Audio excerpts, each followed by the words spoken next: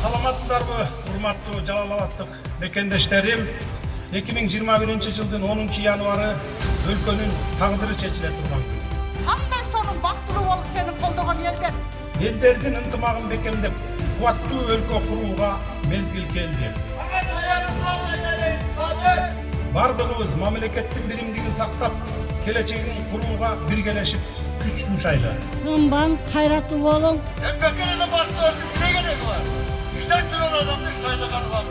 Мага сиздерден бир гана нерсе керек. Ал ишенич.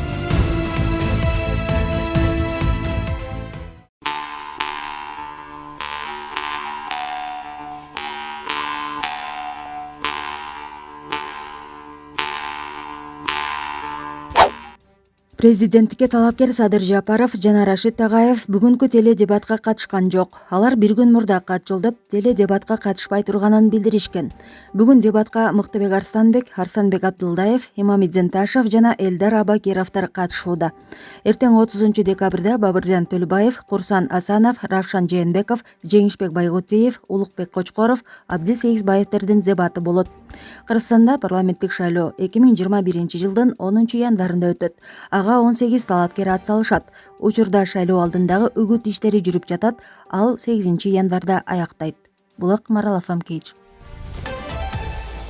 Мамлекеттик бажы кызматынын Түштүк Батыш бажысынын бажылык жол жоболоштуруу тобунун башкы инспектору $1000 пара алып жаткан жеринен кармалды. Бул тууралуу УКМКдан кабарлашты. Маалыматка караганда колго түшкөн 48 жаштагы жаран Кыргызстандын аймагы аркылуу жүк ташуучу транспорт каражаттарын транзиттик жол менен өткөрүү үчүн жеке ишкерден акча талап кылган. Ал жаран Жогорку Кеңештин депутаты Сагындык Келдибаевдин бир тууганы экени белгиленди. Булак Спутник Кейч. Садыр Жапаровдун үстүнөн дагы бир арыз түштү. Шайлоо жана референдум өткөрүү боюнча Борбордук комиссиясынын ыкчам жооп кайтаруу координациялык тобуна Общее дело коомдук фондунан арыз келип түштү. Анда коомдун өкүлдөрү Каржы министрлигинин Кочкор райондук бөлүмүнүн кызматкери Facebook баракчасында 27 декабрда Нарын облусуна караштуу Кочкор айылындагы стадиондо Садыр Жапаров айыл тургундары менен жолугушат деген маалымат жарыялаган. Расмий иш-чарага катышууга чакырган. Арыз жазган коом бул административдик ресурстарды колдонуу деп баса белгиледи. Мамлекеттик кызматкерлер шайлоо алдындагы иш-чаралардын уюштуруучулары жана айрым талапкерлердин үгүт иштерин жүргүзө албайт. Координациялык топ Ички иштер министрлигине, башкы прокуратурага кат жөнөтүп, Кочкор аймактык шайлоо комиссиясына жөнөттү. Булак Факт Кейч.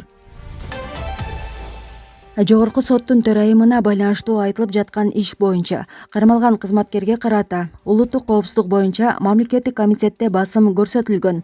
Бул тууралуу бүгүн 29 декабрда Азаттык үн алгысынын берүүсүндө Жогорку соттун төрайымы Гүлбара Калиева билдирди.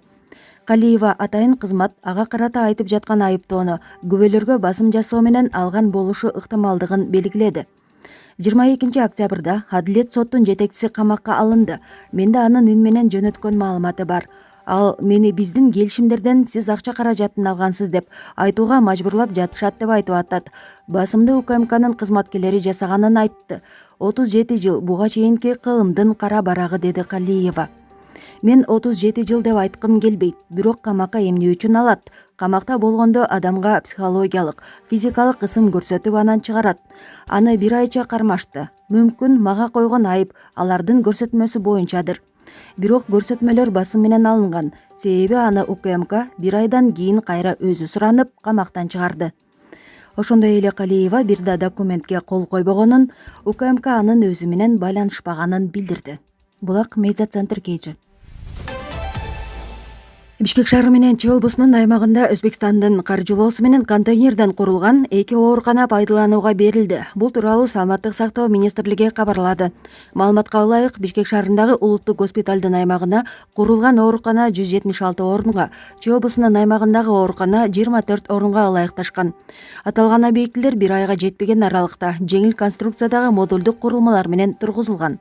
Ошондой эле керектүү медициналык жабдуулар жана эмеректер менен толук камсыздалып, бейтаптары үчүн бардык шарттар түзүлгөн деп айтылат маалыматта. Ооруканаларды ачуу иш-чарасына Өзбекстандын өкмөт башчысынын кеңешчиси Мехредин Хайриддинов жана Кыргыз Республикасынын саламаттык сактоо министри Алымкадыр Бейшеналиев катышкан. Министр өз сөзүндө пандемия учурунда Кыргызстанга көрсөткөн жардамы үчүн коңшу өлкөгө ыраазычылык билдирди. Буга чейин Баткен облусунун Кадамжай районунда Өзбекстандын колдоосунда контейнерден тургузулган 200 орунду жугуштуу илдеттер ооруканасы пайдаланууга берилген болчу. Булак Спутник Эйч. Бишкек шаарынын Айтматов жана Масалиев көчөлөрүнүн кесилишине жаңы ири бульвар салуу пландалууда. Бул тууралуу Бишкек шаарынын мэринин милдетин аткаруучу Балбак Төлөбаев Фейсбуктагы баракчасына жазды. Анын айтуусунда бул долбоор ишке ашса, анда Бишкектеги эң ири бульвар болот. Булак Репортер Кейч. Окуучу кыздардын арасында бойдон алдыруулар көбөйүүдө. Бул тууралуу вице-премьер-министр Эльвира Сурабалдиева өкмөттүн жыйынында билдирди. Анын айтымында Бишкектин базарларына жакын жайгашкан жеке гинекологиялык кеңселерде жашы жете элек өспүрүмдөрдүн мыйзамсыз бойдон алдыруусу практикаланууда. Айрым кыздар аборт жасатуу үчүн айылдардан келишет. Бул алардын ден соолугу жана келечеги жөнүндө маселе. Балким мектептердеги адеп сабагын улантып, аларга сексуалдык сабаттуулукту үйрөтүшүбүз керекпи, деди ал. Билим берүү министрлигинин маалыматына ылайык, окуу жылынын башынан бери 5 окуучу кыз кош бойлуу болуп калган. Булак Ренкейч. Бүгүн 29 декабрь күнү саат 15 чамасында Ноокат районунун Жийда айылында оор жүк ташуучу унаа жолдон тайып, жолду тосуп калды. Бул тууралуу күбөлөрдүн бири Бекжан Калыков билдирди. Анын айтымында Кызыл Кыя шаарынан келе жаткан оор жүк ташуучу унаа башкаруусун жоготуп, жолдун четине чыгып кеткен. Анын кесепетинен Баткен облусунан Ошко, Оштон Баткен облусуна жана Ноокаттын башка айылдарына бара жаткан айдоочулар жолдон өтө албай калышты. Оор жүк ташуучу унаа жолду тороп туруп калган. Жол тыгыны 500 метрге чейин созулду. Учурда жолду ачуу үчүн эл топтолуп жатат. Ош облусунун жол кыймылынын коопсуздугун камсыздоо бөлүмү билдиргендей, аларда окуя расмий каттала элек. Булак Турмуш Кейч. Белгилүү журналист Бейшенбек Бекешев бүгүн 29 декабрда өзү туулуп өскөн Түп районундагы Балбай айылында жерге берилди. Маркумду акыркы сапарга узатуу зыйнатына мамлекеттик жана маданий ишмерлер, журналисттер, жакын саналаш достору жана жакындары катышты. Журналистика тармагында Опол тоодой орду бар Бейшенбек Бекешев КТРК, ЛТР, Нью ТВ телеканалдарында эмгектенип, көптөгөн шакирттерди тарбиялап өстүргөн. Ал Коломто, Эл наркы, Акыл заман аттуу теле-көрсөтүүлөрдүн, Кыргыз наркы китебинин автору болуп коомчулукка таанылган. Акыркы жылдары Бекешев ишкерлик менен алектенип, анын айыл азыгы дүкөнү шаардыктарды натуралдык азыктар менен камсыздап жаткан.